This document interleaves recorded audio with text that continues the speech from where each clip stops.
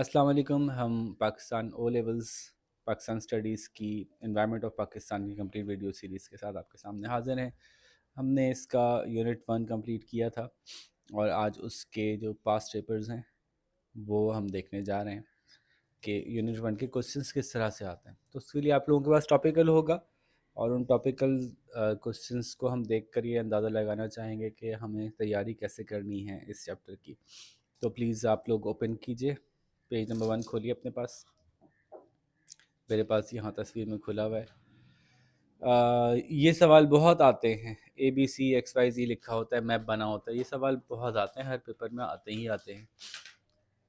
तो इसका ये सिर्फ टोपोग्राफी से नहीं होगा, बल्कि बाज़ औक़ात ये पॉपुलेशन के हवाले से भी ऐसा सवाल आ जाता है कि किस इलाके की पॉपुलेशन ज़्यादा है, एक्स की ज़्यादा है, वाई की ज़्यादा है, तो आपको पता होना चाहिए क्या चीज़ कहाँ है, तो आप बता सकेंगे। बाल चैप्टर बाय चैप्टर सवाल आते जाएंगे, हम उनको हैंडल करते जाएंगे। फिलहाल ये क्या है, दिखा रहे हैं आपको दो, वाई और एक्स। अच्छा, ये फोटोकॉपी है एग्ज़ाम पेपर की, जिसकी की तस्वीर मैंने ली हुई है, तो ज़ाहिर है वो इतना अच्छी क्लियर नहीं आ रही। एग्ज़ाम पेपर में काफ़ी क्लियर होती है। ये जो इन्होंने की दिया हुआ है ना, की के अंदर देखें डेजर्ट के ऊपर एक डब्बा बना हुआ है। अब इसका मतलब क्या हुआ? इसका मतलब हुआ ये शेडेड एरिया है, और शेडेड एरिया कहाँ नज़र आ रहा है? एक्स और वाई में नज़र आ रहा है। आपको लग रहा है कि एक्स और वाई शेडेड है? और शेडेड के लिए इन्होंने यहाँ लिखा है कि this is actually a desert area. ठीक है, नीचे देखें, नीचे एक तस्वीर बनी हुई है जो अभी आपको बहुत ज़्यादा वाज़ेह नहीं हो रही, लेकिन कुछ समझ में आ रहा है कि एक थोड़ी थोड़ी सी वेजिटेशन है, बहुत ज़्यादा नहीं है, स्पार्स सी वेजिटेशन है, प्लेन लैंड है। और जानवर कौन से दिख रहे हैं? ऊँट दिख रहे हैं, डेजर्ट वाले जानवर दिख रहे हैं। तो कह रहे हैं कि एक्स और वाई डेजर्ट का नाम बताइए। तो आपको पता है कि हमारे पास तीन ही डेजर्ट हैं, जिनको तीन डेजर्ट एरियाज हैं जिनको हम पॉइंट आउट करते हैं। तो आप उनके नाम बता सकते हैं। आप फोटोग्राफ का सीन बताइए। ये बहुत बच्चों वाले अंदाज में बताना होता है, जैसे आप बिल्कुल छोटे से बेबी हों। क्या करना है इसमें? Describe the scene in the photograph A. क्या बताएंगे? आपके ख्याल से आप इसमें क्या बताएंगे? आप बताइए इसका क्या क्या जवाब है? डेजर्ट एरिया है, कैमल्स चल रहे हैं, फर्टाइल लैंड नहीं है।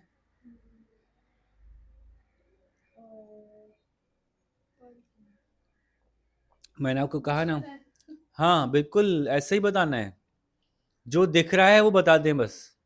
आपसे एक्स्ट्रापोलेशन भी नहीं कह रहे अभी ये करने को। जो जो दिख रहा है सीधा सीधा बता दें कि जी स्पार्सली स्पार्स वेजिटेशन है, लो हर्ब्स टाइप के ट्रीज हैं, प्लांट्स हैं, no big no big trees visible. ठीक है, seems like a desert area. ठीक है, no clouds in the sky. तस्वीर आमतौर पे कलर्ड अगर होती है ना, तो फिर आपको क्लियर होता है कि स्काई पे क्या हो रहा है। Camels are seen and there are some people, may be वो जो कुछ बीच में नजर आ रहे हैं शायद लोग हैं, carrying something on their back. The area is dusty, it seems it's the time of noon, as as there is no shadow of the trees. जो जो भी आप इस तस्वीर के बारे में बता सकते हैं ना, जो दिख रहा है वो बता दें। थोड़ी सी इंटरप्रेशन आपने दे दी कि ये डेजर्ट एरिया, बस काफ़ी है। तस्वीर देख के आपकी पावर ऑफ ऑब्जर्वेशन देखनी थी इन्होंने। ठीक है, क्वेश्चन उन्होंने दिया हुआ है, मैप ऑफ पाकिस्तान को पढ़िए। ठीक है, मैप ऑफ पाकिस्तान में उन्होंने एक लाइन बनाई है, ऊपर एक्स एक्स और नीचे वाई वाई। ठीक है, तो अब सवाल क्या कर रहे हैं सीधा देखते हैं आगे। Give the latitude and longitude of X X and Y Y. अच्छा, खाली लैटिट्यूड बताना है। तो एक्स एक्स वाई वाई के लैटिट्यूड कौन से हैं? अगर आपको याद हो तो हमारे पास बड़े बड़े दो तीन लैटिट्यूड ही गुजरते हैं। ईमान बता रही है 36 और 30। ठीक है, इसी तरह से explain the effect of latitude on temperature and day length. इस तरह के सवाल आते हैं। आप फलाने प्रोविंस में रहते हैं, टोपोग्राफी फलानी है, तो बताइए उसका क्या असर होता है। मैंने इसी तरह से पढ़ा है ना टोपोग्राफी, कि यहाँ की टोपोग्राफी ऐसी है, इससे ये नतीजा निकलता है। तो अगर लैटिट्यूड ऊपर जाता है, तो पाकिस्तान में जो लैटिट्यूड ऊपर जाता है उसका क्या असर पड़ता है टेम्परेचर पे? या अच्छा, पाकिस्तान की बात नहीं हो रही यहाँ पे, तो जनरल बात हो रही है।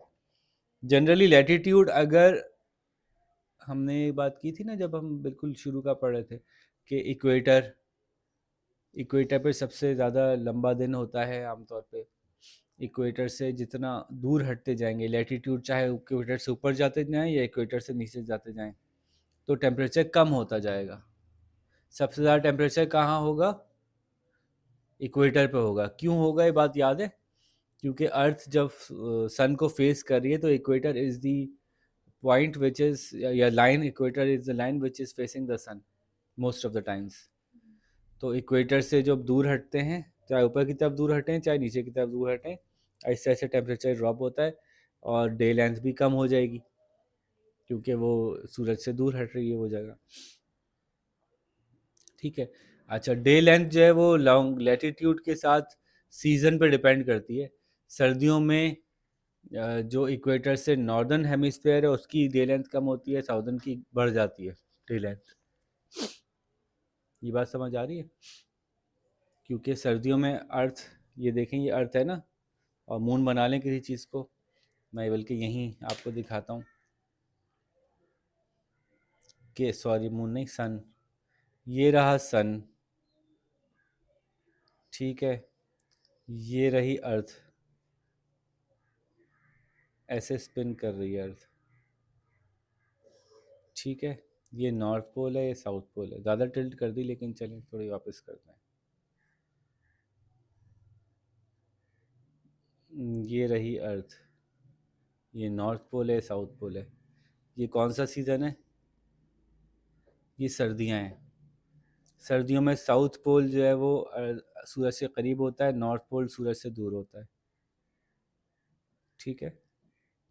तो डे लेंथ सर्दियों में यहाँ की कम होती है, यहाँ की डे लेंथ ज़्यादा होती है। यहाँ की तो इतनी होती है कि यहाँ सारा 6 महीने, 6 महीने सिर्फ दिन रहता है, रात ही नहीं आती, डे लेंथ इतनी लंबी हो जाती है। तो यहाँ डे लेंथ सबसे कम होती है और यहाँ डे लेंथ सबसे ज़्यादा होती है सर्दियों में। जब गर्मियाँ आती हैं तो दुनिया घूम के आधे साल बाद यहाँ पहुँच चुकी होती है, लेकिन उसका टिल्ट ऐसे ही रहता है। जब टिल्ट ऐसे ही रहता है तो तभी मौसम चेंज होता है। तो जिस जो प्लेनेट टिल्टेड नहीं है उसका मौसम चेंज नहीं होता। तो इस टिल्ट की वजह से अब नॉर्थ जो है वो, नॉर्दर्न हेमिस्फीयर जो है वो करीब हो गया है ना। नॉर्दर्न हेमिस्फीयर सूरज से करीब हो गया, साउदर्न दूर हो गया। तो अब यहाँ पे सर्दियाँ आ गई, यहाँ पे गर्मियाँ आ गई। अब यहाँ का दिन सबसे लंबा होगा, इस साल से छोटा होता जाएगा, यहाँ का दिन सबसे छोटा होगा, यहाँ पे दिन ही नहीं होगा। तो दो सवाल थे। टेम्परेचर तो चाहे सर्दी हो या गर्मी हो, टेम्परेचर जनरली इक्वेटर, अब इसको अगर अर्थ मान लें, वापस सन को अर्थ मान लें, टेम्परेचर तो इक्वेटर से ऊपर या नीचे जाएंगे तो टेम्परेचर कम होगा, और इक्वेटर पे टेम्परेचर सबसे ज़्यादा होगा। और डे लेंथ जो है वो सर्दियों में डिफरेंटली बिहेव करेगी, गर्मियों में डिफरेंटली बिहेव करेगी। गर्मियों के अंदर जो है वो डे लेंथ, अगर नॉर्दर्न हेमिस्फीयर में गर्मी आए तो नीचे जाते हुए डे लेंथ कम होती जाएगी। तो यूं इसका जवाब बनेगा। फिर देखिए, खैर हम सवालों के जवाब एक एक जवाब लेने नहीं बैठे, मैं सिर्फ आपको ये समझा रहा हूँ कि सवाल किस तरह के आते हैं ताकि हम तैयारी देख सकें। साउदर्न पाकिस्तान का मैप दिया हुआ है, आपके अपने पास देखिए ज़रा, उसमें डेजर्ट दिखाया हुआ है। दूसरा क्या लिखा हुआ है नीचे, डेजर्ट के नीचे क्या लिखा हुआ है नज़र आ रहा है? Area D. चूँकि वो डायग्राम बहुत क्लियर नहीं है ना, तो देखें ये ये ए है, आपको नज़र आ रहा है ए कहाँ है, फिर बी है, सी है और डी है। तो फिर कुछ पूछ रहे हैं इसके बारे में। On the map name the following line of latitude. A, अच्छा लॉन्गिट्यूड है। Name the following line of longitude, A और रिवर बी और डेजर्ट सी, इनके नाम बता दें। अगेन फिर यही आपको लोकेशन ऑफ पाकिस्तान और पाकिस्तान की जो टोपोग्राफी है वहीं से सवाल आया कि जो ए था ये कौन सा लॉन्गिट्यूड है। अब लॉन्गिट्यूड्स आपको याद है पाकिस्तान के जो मैंने डिस्कस किए थे, वो आपको लॉन्गिट्यूड पता होना चाहिए, कौन कौन से लॉन्गिट्यूड्स यहाँ से गुजर रहे हैं। आप बता सकते हैं कि ये सी जो है वो कौन सा डेजर्ट है? तीन ही डेजर्ट हैं पाकिस्तान के, तो आपको सी बता सकते होना चाहिए था, सी कौन सा डेजर्ट है। फिर ये पूछ रहे हैं कि ये कौन सा रिवर है? बी। बी कहाँ है? बी के पास से कौन सा रिवर फ्लो कर रहा है, ये आप बता सकते हैं। ऐसे ही है, बी बी यही है ना नीचे, अभी ये डी है नीचे। ए बी, हाँ बी ये रहा। ये कौन सा रिवर है यहाँ पे जो गुजर रहा होगा यहाँ से?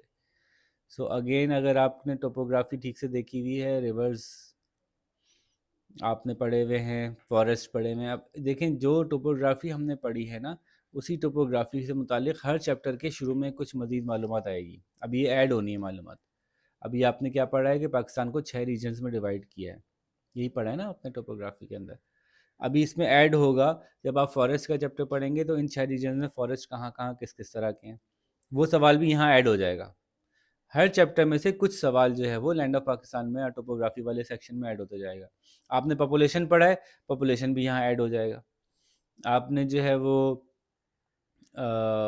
एग्रीकल्चर पढ़ेंगे, वो यहाँ ऐड हो जाएगा। वाटर रिसोर्सेज पढ़ेंगे, उसका कुछ पोर्शन यहाँ ऐड हो जाएगा। तो सब जगह से थोड़े थोड़े सवाल आपको मिलते रहेंगे। बताइए कि ये जो डी है वो क्या है? बताइए कि इंडस रिवर में फ्लड्स क्यों आते हैं? अच्छा, अब ये रिवर से रिलेटेड सवाल हो गया। एक और सवाल देखते हैं। फिर इन्होंने लॉन्गिट्यूड्स दे दिए, आपको नज़र आ रहे हैं longitudes? Question number, next page पे चलिएगा।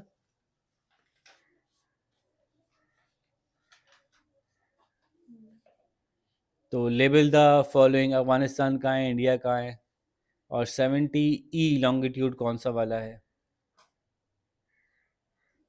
ट्रॉपिक ऑफ कैंसर ड्रॉ करें। अब ड्रॉ करने का मतलब है कि खुद से बनाएं, तो तकरीबन अंदाजे से आप बनाएंगे कि ट्रॉपिक ऑफ कैंसर कहाँ है हमारे पास। ये भी याद होगी आपको, बहुत डिस्कस की थी हमने चैप्टर में।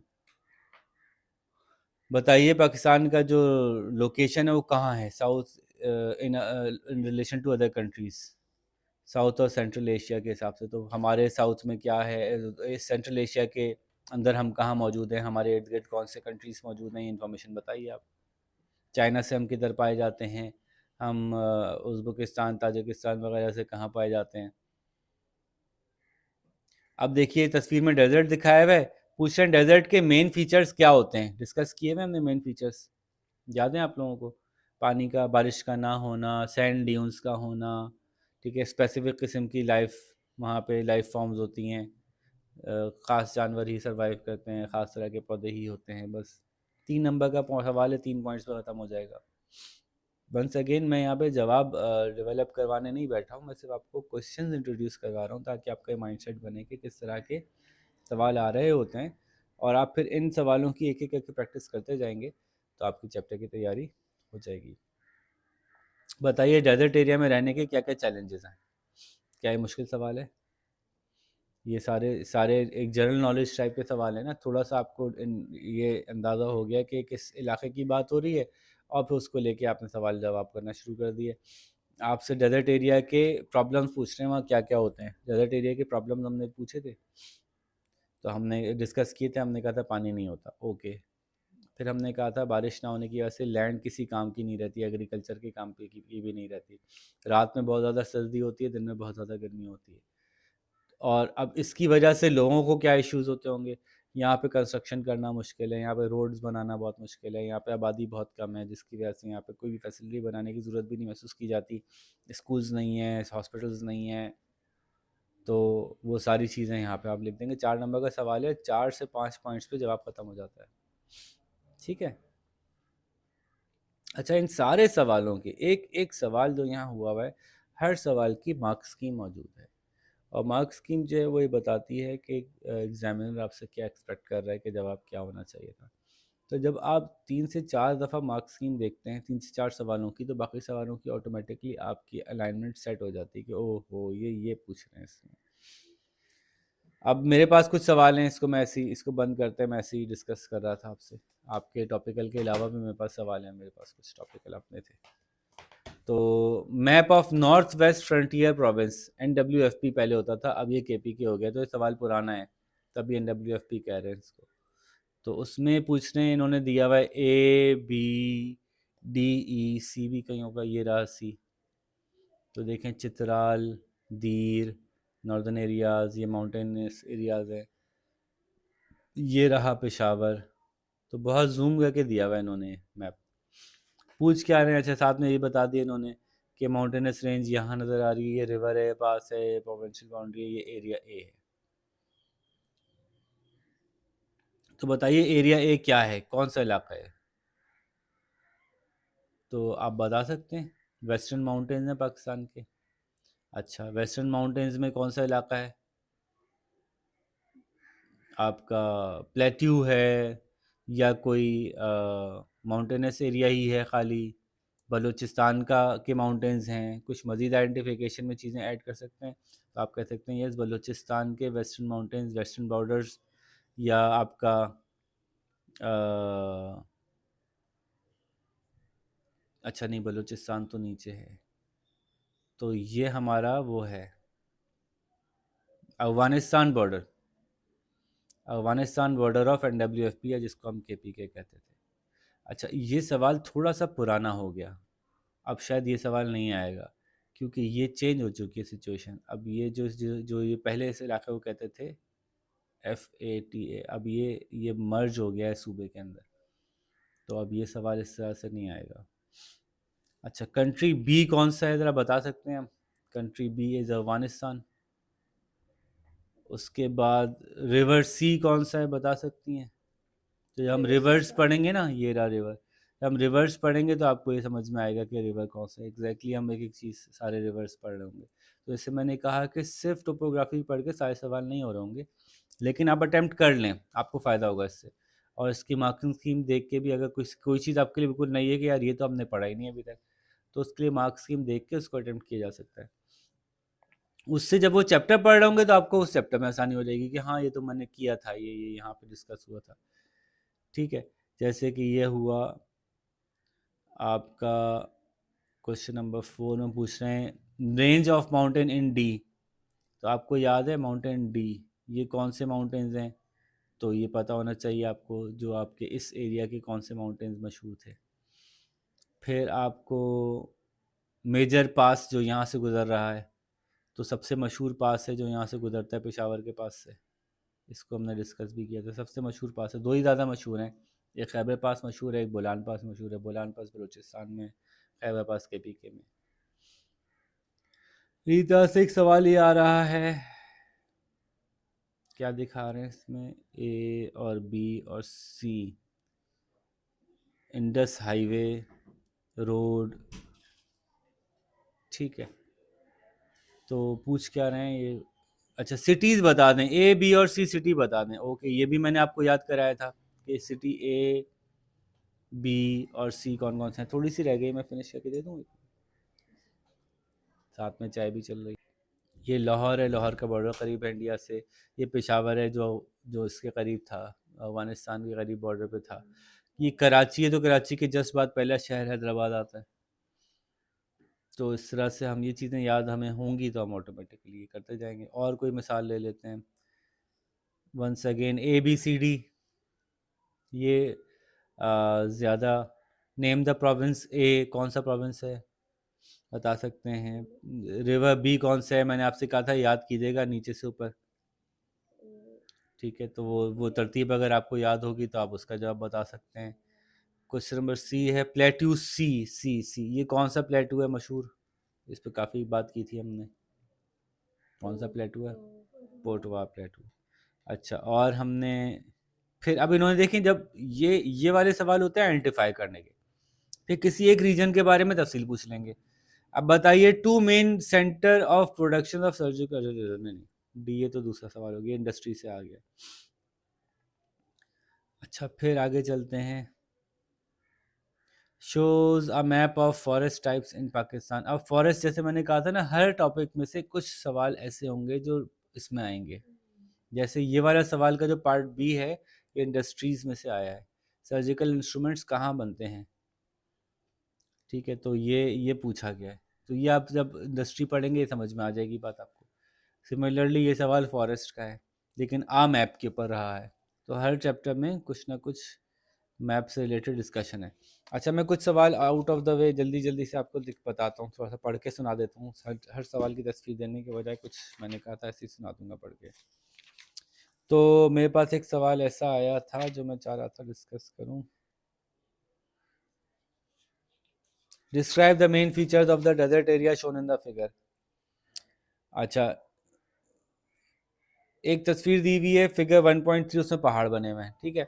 अब कह रहे हैं कि state 2 features of the climate typical to the of the environment shown in the photograph. क्या क्या फीचर्स होंगे यहाँ पे? स्नो कैप्ड होगा, डिफिकल्ट टेरेन होगी, रोड्स नहीं होंगी।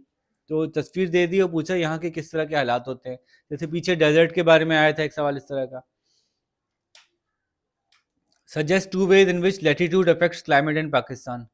लैटिट्यूड जैसे जैसे ऊपर जाता जाता है पाकिस्तान में सर्दी बढ़ती जाती है और टेरेन डिफिकल्ट होता जाता है, और ऊपर जाके जो है वो माउंटेन शुरू हो जाते हैं। 2 पॉइंट हैं, कोई दो दो नंबर का है, 2 पॉइंट देंगे खाली। अगेन इसका जवाब मार्क स्कीम देखेंगे ना तो आप लोगों को थोड़ा सा और ये सवाल क्लियर होंगे कि इसके जवाब हम किस तरह से डेवलप करें, कितना लिखने की ज़रूरत है। ज्योग्राफी में आपको बहुत कम लिखना होता है, straightforward to the point बात करनी होती है। एक आध सवाल और देख लेते हैं, जैसे कि पूछ रहे हैं नेचुरल टोपोग्राफी पाकिस्तान की लिमिट करती है ह्यूमन एक्टिविटी और इकोनॉमिक डेवलपमेंट को in the north of the country. Give reasons to support your judgement and refer to examples you have studied. North of Pakistan में डेवलपमेंट करना और इंसानों को मईशत के ऊपर ज़्यादा अपनी तरक्की करना मुश्किल होता है। तो आप बताइए ऐसा क्यों ऐसा कह रहे हैं? या तो आप कहेंगे नहीं ऐसा बिल्कुल भी नहीं है, कोई मुश्किल नहीं होता, या आप कहेंगे जी मुश्किल होता है। 6 नंबर का सवाल है, तो कोई 4 पॉइंट आप डेवलप करेंगे कि क्यों मुश्किल होता है आपके ख़ास। हम बताएंगे मुश्किल होता है, नॉर्थ पार्ट में टेरेन डिफ़िकल्ट है, नॉर्थ पार्ट में सीज़न बहुत एक्सट्रीम आते हैं, बहुत सख्त सर्दी होती है। तो बहुत सख्त सर्दी की वजह से जब सर्दियाँ ज़्यादा आती हैं, बर्फ़बारी होती है, इकनॉमिक एक्टिविटी बंद हो जाती है। पहाड़ी इलाके की वजह से क्या होता है कि वहाँ फसलें नहीं उगाई जा सकती ईजीली। एक तो मौसम की वजह से नहीं उगाई जा सकती, दूसरी पहाड़ी इलाके की वजह से नहीं उगाई जा सकती। सड़कें बनाना बहुत मुश्किल है हर इलाके तक, तो इकोनॉमिक एक्टिविटी सड़क ना होने की वजह से भी नहीं हो पाती। ठीक है, वही सारी बातें जो हमने की थी उनकी मदद से सवाल का जवाब डेवलप किया जाएगा। अच्छा, फॉर एग्जांपल और कोई पार्ट और कोई पूछते हैं हम, जल्दी जल्दी।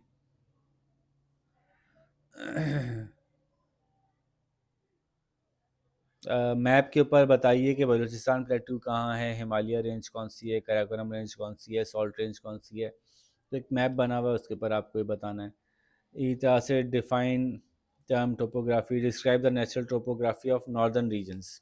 नॉर्दर्न रीजन्स की टोपोग्राफी क्या है, क्या बताएंगे भाई? माउंटेनस एरिया है, बर्फ़ होती है, वहाँ से दरिया निकलते हैं, तो वो जो उसकी जो भी फीचर्स हैं, फिजिकल फीचर्स हैं, वो आप बता देंगे। ठीक है, तो ये जो सवाल हैं ये ऑलमोस्ट हर चैप्टर से रिलेट करते हैं, लेकिन आते जो हैं वो बहुत दफ़ा ये फर्स्ट चैप्टर के एम्बिट में ही आते हैं। होपफुली मेरी बात समझ में आई होगी कि what are the type of questions that you will have to attempt. अब देखिए जो इतनी तफसीलात थी चैप्टर में वो कहाँ गई, कितनी तफसीलात थी ना कि एल्यूवियल वो क्या होती हैं, और वो रिवर कैसे फॉर्म होता है, और उसकी बैंक्स कैसे बनते हैं, और एक्टिव फ्लड एरिया, और कितनी सारी चीज़ें हमने पढ़ी थी।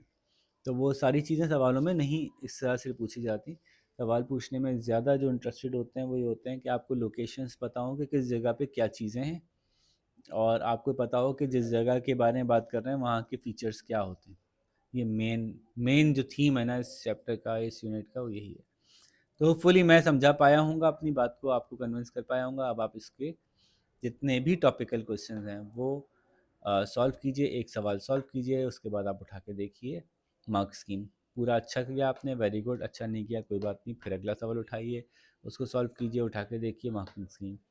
अच्छा सॉल्व किया, नहीं किया, फिर आपकी लर्निंग हो गई। तो तीसरे चौथे सवाल में जाके आपकी ऑटोमेटिकली एक अलाइनमेंट बन चुकी होगी कि ओ ये सवाल ऐसे करना है।